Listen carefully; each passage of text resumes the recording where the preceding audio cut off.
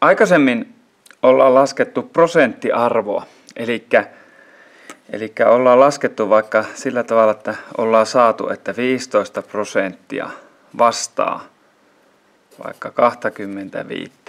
Eli nyt tämä on prosenttiarvo ja sitä vastaava osuus on 25 kappaletta. Niin tämä on nimeltään prosenttiarvo ja tämä on sitä vastaava arvo eli määrä.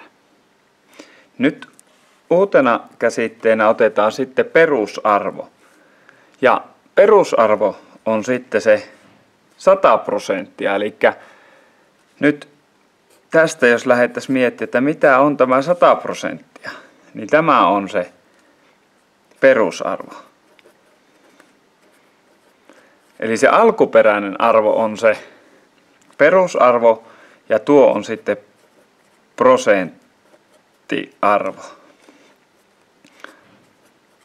Ja nyt jos me tiedetään tämmöinen vastaavuus, eli että 15% on esimerkiksi 25 kappaletta ja meidän pitäisi tuo perusarvo eli 100% selvittää, niin tämä kappalemäärähän meillä olisi sitten se, mikä meidän pitäisi selvittää.